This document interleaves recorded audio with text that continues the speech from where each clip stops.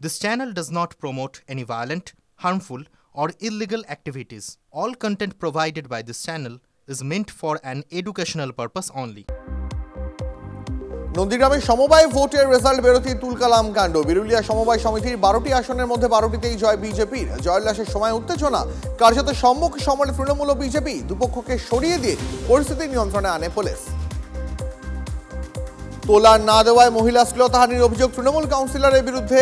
রাজপুর সোনারপুর পুরসভার 11 নম্বর ওয়ার্ডের কাউন্সিলর কৃষ্ণপদ মণ্ডলের বিরুদ্ধে অভিযোগ 50,000 টাকা তোলা না দিলে শারীরিক সম্পর্কের প্রস্তাব দেওয়া হয় বলে অভিযোগ মহিলার। অভিযোগ অস্বীকার কাউন্সিলরের। তদন্তে সোনারপুর থানার পুলিশ।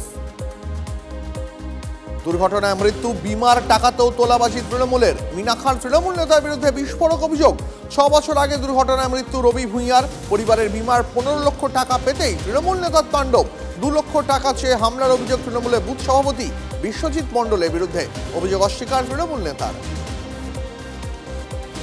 সরকারি কৃষি যন্ত্র বিক্রির অভিযোগ। গ্রামবাসীদের হাতে পাকড়াও তৃণমূল নেতা তথা পঞ্চায়েত সমিতির কর্মাধ্যক্ষ।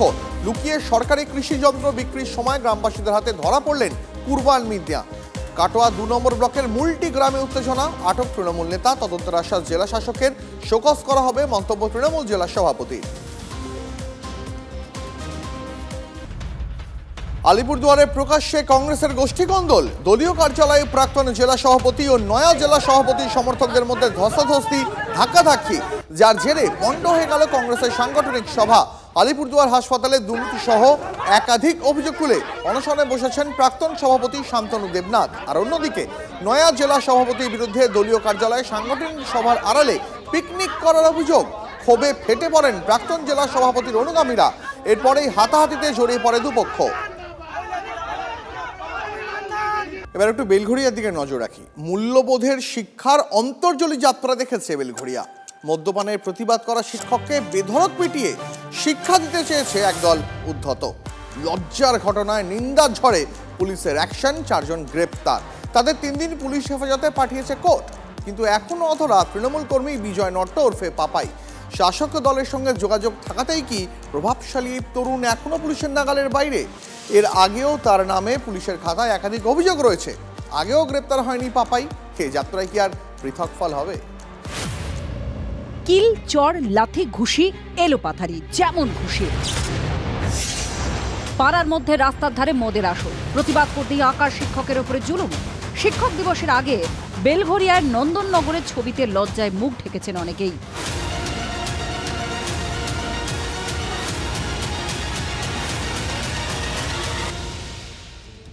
ঘটনায় শনিবারই 4 জনকে গ্রেফতার করে পুলিশ। তাদের 3 দিনের পুলিশ হেফাজতে পাঠিয়েছে ব্যারাকপুর আদালত। কিন্তু অভিযুক্ত তৃণমূল কর্মী বিজয় নট্ট ওরফে পাপাই এখনো অধরা। ধরা পড়বে, পাপাইয়ের শাস্তি চায়, এমনটাই জানাচ্ছেন এলাকার বাসিন্দারা। অনেকে তো ভয়ে মুখ খুলতেই চাইছেন না। স্থানীয় সূত্রের দাবি, নিমতার সুকান্ত পল্লীর বাসিন্দা পাপাই উত্তর দমদম পুরসভার চেয়ারম্যানের ঘনিষ্ঠ। ক্লাস 8 পাস এই যুবক এলাকায় দাপিয়ে বেড়ান। এলাকায় কান পাতলে শোনা যায় তার বিরুদ্ধে মদ্যপান, মারধর, চমকানোর মতো একাধিক অভিযোগ। বেলঘড়িয়ার নন্দননগরে মামাবাড়ি পাপাইয়ের। সেখানেও মাঝে মধ্যে দেখা যেত তাকে। সেখানকার বাসিন্দারা কি বলছেন শুনুন।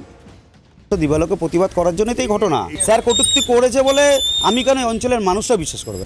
খুবই ভালো ছেলে, মাস্টারমশাইয়ের নামে নানা রকম এগুলো দিচ্ছে প্রতিবাদ করার জন্য। আজকে এই অবস্থাগুলো, তারপরে মায়েরও খেতে হলো। মিথ্যা অভিযোগ যেহেতু ফেসে গেছে এই ঘটনা ঘটে, কারণ মহিলা যত যুক্ত আছে ওদের সঙ্গে, তা এখন বিচার তো এখন এইটা করলো কেন? আজকে আমার ওকে করেছে, আজকে আমার ছেলেকে করবে, এইটাই তো ব্যাপার না। পাপাইকে চেনেন, অথচ ভয়ে এলাকায় অনেকেই মুখ খুলতে চাইছেন না। এতটাই নাকি তার দাপট। বেলঘড়িয়া থানায় এর আগেও তার বিরুদ্ধে একাধিক অভিযোগ জমা পড়েছে। স্থানীয় কাউন্সিলরও কি তাই তাকে নিয়ে একটু সাবধানী? সিসিটিভি থেকে দেখা গেছে। আমি জানি না, সিসি ক্যামেরা নিশ্চয়ই আছে। তাহলে নামটা জানেন না কাউন্সিলর আপনাদের? আরে বাবা, আমি এটা ওয়ার্ডেন না, এটা নর্দমদমের দিকে মারধর করে এই করে। মস্তানির ধরুন একরকম, এই মস্তানি তো চলবে না। এই মস্তানির বিরুদ্ধে আমাদের লড়াই। এরই মধ্যে আক্রান্ত শিক্ষকের বিরুদ্ধে বেলঘড়িয়া থানায় কটূক্তির অভিযোগ করেছেন ধৃত তরুণীর মা। প্রতিবাদী আক্রান্ত শিক্ষককেই কি তবে ফাঁসানোর চেষ্টা চলছে শাসক দলের মদতে? প্রশ্ন তুলে প্রতিবাদী শিক্ষকের সপক্ষে আওয়াজ তুলেছেন স্থানীয়রা। মদের নেশায় করলো কিনা সেটা আমি বলতে পারবো না, সেইভাবে চমকনি খুব একটা করে না। ভয় পাচ্ছেন? এই না না, ভয়ের কোনো ব্যাপার নেই। পাপাইকে দেখছেন? পাপাই ছিল তো। আমি কি বলছি যে নেশার ঘরে করেছে, খুব অন্যায়। একটু ছেলেরা মদ কেন খাবে? মাস্টার মশাইয়ের মর্যাদা ধুলোয় লুটিয়েছেন কয়েকজন তরুণ তরুণী। সমালোচনার ঝড় বইছে, পাল্লা দিয়ে চড়ছে রাজনীতি। বিধায়ক মদন মিত্র পুলিশকে নিশানা করেছেন অর্জুন সিং। এই মদনকে তো বেলঘরিয়া মানুষই ভোট দিয়েছে, তার অত্যাচার তো সহ্য করতে হবে। সাজাবার জন্য এই কেসটা হয়েছে, আর কিছু। দোষীদের শাস্তি চাইছি। পশ্চিমবঙ্গের প্রশাসনকে কৃতদাস করে রেখে বাংলা জুড়ে আজ যে তাণ্ডব চলছে তৃণমূলের, আমরা তার বিরুদ্ধে নিন্দা জানাচ্ছি এবং ঘৃণা প্রকাশ করছি। প্রতিবাদী শিক্ষকের মার খাওয়ার ছবি লজ্জা বাড়িয়েছে, নিন্দার ঝড় বইছে, কিন্তু নৈতিকতার যে অবক্ষয় তা আটকানো যাবে কোন পথে? প্রকট হচ্ছে প্রশ্নগুলো। অনন্ত চট্টোপাধ্যায়ের রিপোর্ট, TV9 বাংলা। ভাইয়ে ভাইয়ে কোন্দলে উত্তপ্ত ঠাকুরবাড়ি।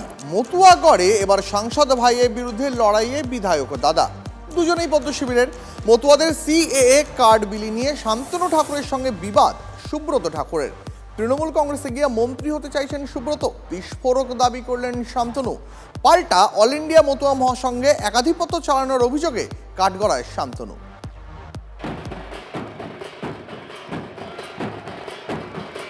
বিজেপি সাংসদ শান্তনু ঠাকুর এবং গাইঘাটার বিজেপি বিধায়ক সুব্রত ঠাকুরের মধ্যে দূরত্ব বাড়ছে। ঠাকুরবাড়ির অন্দরে এই গুঞ্জন আগে থেকেই চলছিল। এবার CAA এর জন্য মতুয়া কার্ড ও ধর্মীয় সার্টিফিকেট দেওয়া নিয়ে দুই ভাইয়ের দ্বন্দ্ব প্রকাশ্যে চলে এল।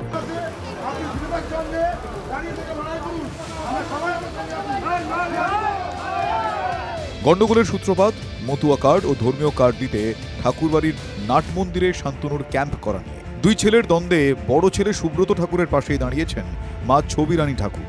ছোট ছেলে শান্তনুর বিরুদ্ধে মতুয়া মহাসংঘে একছত্র আধিপত্য চালানোর অভিযোগ তুলেছেন মা ছবি রানী। এমনকি দ্বন্দ্ব মেটাতে তৃণমূল সাংসদ মমতা বালা ঠাকুরের দ্বারস্থ হন তিনি। আমি সেই জন্য মনে করেছি যে আমার দিদিভাইয়ের কাছে যাই, আমি একটু জিজ্ঞাসা করি যে সমান অধিকার থাকবে তো দুই ভাইয়ের। শান্তনু দিতে চাচ্ছে না অধিকার, নাট মন্দিরে বসবে। ওই যে নাট মন্দির অধিকার মতুয়া মহাসংঘের অধিকার। নাট মন্দিরে গেছিল, তখন সেখানে তার মা যে বলছে যে তাহলে তো সুব্রত ঠাকুর এখানে বসতে পারে। আর এখানে পরবর্তীকালে সেটা সুব্রত ঠাকুরই বলেছে, তার মা বলেছে যে এখানে ভক্তের জায়গা, এখানে যার যার বাড়ির সামনে তারা করুক, কিন্তু এখানে কেন করবে? এটা করা তো উচিত, এটা তো সত্য। সেই ব্যাপারটা নিয়ে তাদের পাশে, এটা রাজনীতির কোনো ব্যাপার না। দুই ভাইও একে অন্যের বিরুদ্ধে ক্ষোভ উগরে দিয়েছেন। গোটা ঘটনায় অবশ্য রাজনীতি দেখছে শান্তনু। তার অভিযোগ, মন্ত্রিত্বের লোভেই তৃণমূলে পা বাড়িয়েছেন সুব্রত। মার মাথা খেয়ে মাকে সামনে ফেস করে আজকে এইগুলো করছে। তার মূল কারণ হচ্ছে পদ পেতে হবে, আর পদ মন্ত্রিত্ব পেতে গেলে TMC ছাড়া বেঙ্গলে মন্ত্রিত্ব দিতে পারবে না। অফিসিয়ালি TMC তে জয়েন হয়ে গেল, শুধু পতাকাটা ধরিনি। মমতা বালা ঠাকুরের সাথে, সে আমার জেঠিমা, তার সাথে কথা বলেছি কি করে মতুয়াদের ভালো হয়। আমি আমার জেঠিমার সাথে বলেছি, আমার বোনের সাথে বলেছি, আমার মার সাথে কথা বলতে বলেছি যে সমগ্র মতুয়া সমাজ আপনারা এগিয়ে আসুন। তৃণমূলে যোগ দেওয়া নিয়ে সুব্রতর সঙ্গে তার কোনো কথা হয়নি বলেই জানিয়েছেন মমতা বালা। কিন্তু ঠাকুরবাড়ির দুই ভাইয়ের কাজিয়ায় নতুন করে বিজেপির ঘরের অশান্তি সামনে এসে গিয়েছে। রাজ্যে 26-এর বিধানসভা ভোটের আগে তাই ঠাকুরবাড়িতে তৈরি হয়েছে এক নতুন রাজনৈতিক সমীকরণের সম্ভাবনা। Bureau report, TV9 Bangla. এদিকে আগামী মঙ্গলবার বর্ধমান সফরে যেতে পারেন মুখ্যমন্ত্রী মমতা বন্দ্যোপাধ্যায়। তার আগে তড়িঘড়ি বর্ধমান শহরে GT রোড মেরামতির কাজ শুরু হয়েছে। জরুরি ভিত্তিতে চলছে GT রোডে তাপ্পি দেওয়ার কাজ।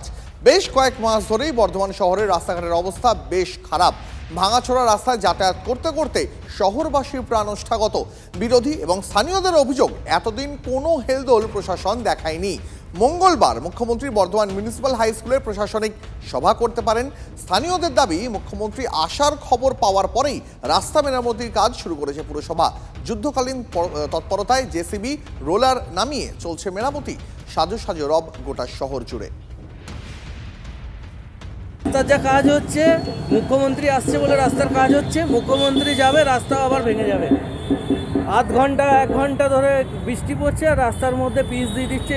এই রাস্তাটা যেটা হচ্ছে এটা খুব জোর হলে বুধবার বৃহস্পতিবার উঠে চলে যাবে। আমরা এখান থেকে দেখছি যেটা কাজ হচ্ছে সেটা দিকেই বলছি। সেরকম টেকসই হবে কিনা বলতে পারছি না, জোরে বৃষ্টি আসে আপাতত সেরকমই অবস্থা হয়ে যাবে। কালকে তো প্রচুর বৃষ্টি, কালকে অনেক জায়গায় রাস্তা আবার ধুয়ে গেছে। তেঁতুলতলা বাজার তো পুরো জলে চলার ঢুকে গেছে, একদম সমস্ত জায়গাতেই হয়ে গেছে। এই শহরে 1 ঘন্টা যদি বৃষ্টি হয় তাহলে 1 কোমর জল দাঁড়িয়ে যাচ্ছে। এই পরিস্থিতি কেন হয়েছে? অবৈধ নির্মাণের জন্য হয়েছে। আর যখন মুখ্যমন্ত্রী আসছেন তার আগে দেখা যাচ্ছে তড়িঘড়ি কালচিনি গেট পর্যন্ত, যেহেতু মিউনিসিপ্যাল বয়েজ স্কুলের মাঠে উনি আসবেন, ওই পর্যন্ত রাস্তা সারাই হচ্ছে। বাকি বর্ধমান শহরের 35টা ওয়ার্ডের যে বেহাল পরিস্থিতি, যে কোনো মুহূর্তে অ্যাক্সিডেন্ট হচ্ছে, একটু বৃষ্টি জল হলেই রাস্তার উপরে জল আর বাইক টোটো উল্টে যাচ্ছে। এর স্থায়ী সমাধান কবে হবে আমরা জানতে চাই। আমরা বিজেপির পক্ষ থেকে চাই যে মুখ্যমন্ত্রী এসে বর্ধমান শহরের 35টা ওয়ার্ডই একবার ঘুরে দেখুন, তাতে যদি বর্ধমানবাসী সুরাহা হয়, বর্ধমানবাসী অন্তত ভালো রাস্তা উপহার পাবে। এইভাবে মুখ্যমন্ত্রী কি নিজে জানেন যে বাকি রাস্তা খারাপ অবস্থা আছে? না, মুখ্যমন্ত্রী যেটুকু যাবেন সেটুকুই শুধুমাত্র বাগানো হবে, এটাই মুখ্যমন্ত্রীর দপ্তর থেকে নির্দেশ আছে। মানুষের জন্য রাস্তা নয়, এই রাস্তা হচ্ছে অনলি ফর মুখ্যমন্ত্রী যাবে।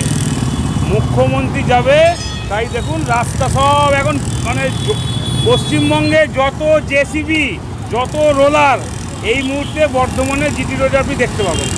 এতদিন এখানে একটা মানে পৌরসভা বা পিডব্লিউডি একটা ভ্যানকেও দেখা যেত না, সেখানে আজকে এখানে যত রোলার পশ্চিমবঙ্গে আছে সব এখন এখানে। প্রায় 50-60টা রাস্তা অলরেডি আমরা অনুমোদন দিয়ে অপেক্ষা করছিলাম যে কাজ আরম্ভ হয়ে যাবে। প্রত্যেক জায়গাতেই বৃষ্টির জন্য বাধাপ্রাপ্ত হয়েছে।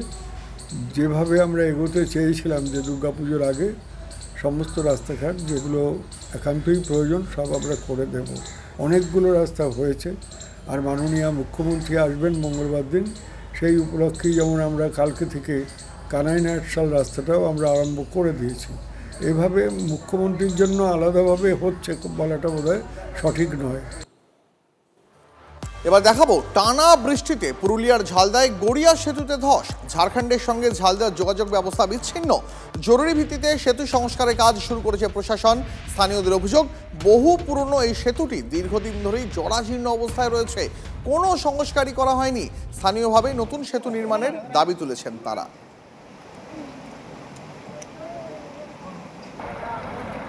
অনেক বৃষ্টি দিয়েছিল, তারপরে কালকে ওই জলের বৃষ্টি হয়ে গেছে। আমরা ছোটো ছিলি তখন পুলটা বনেছে। সেতুটা বহুত পুরানো বটে। মাঝে সংস্কার হয়নি?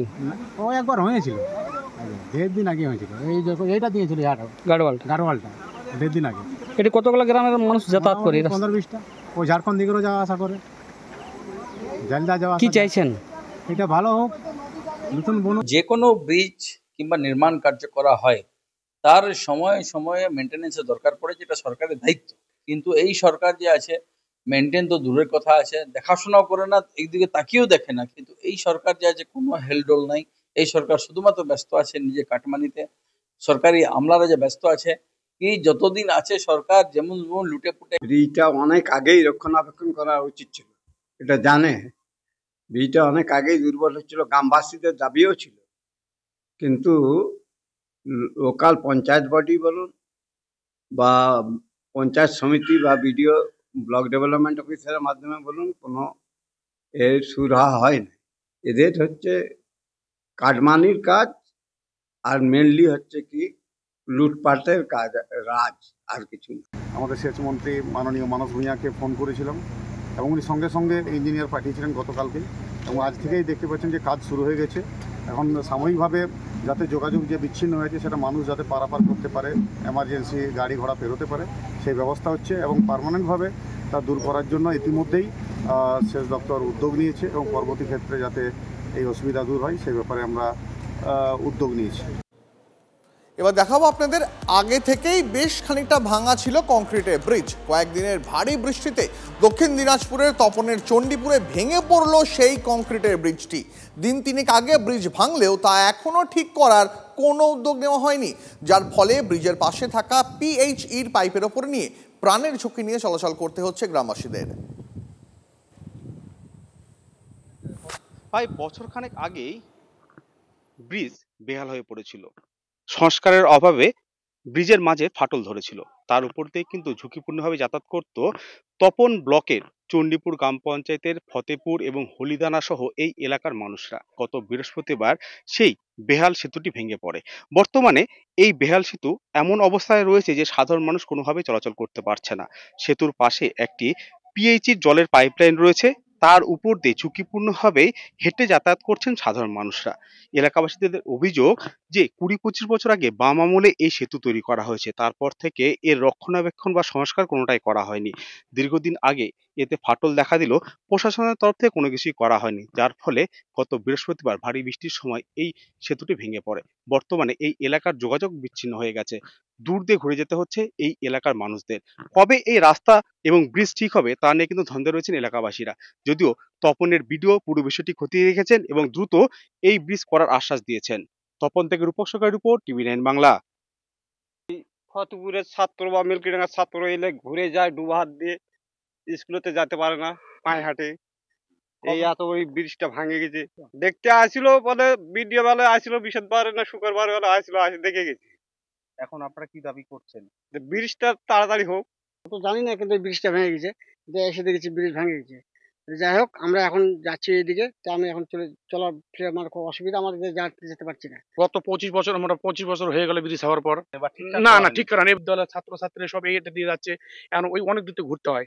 এই খুব পরিস্থিতি খুব খারাপ, ভয়াবহ। তাছাড়া যে পুল দেখতেছেন, এই পুলের মধ্যে দিয়ে আমরা সব গ্রামের লোক যাতায়াত করছে। যদি একবার পিছলে পড়ে যায় তার আরো ক্ষতিগ্রস্ত।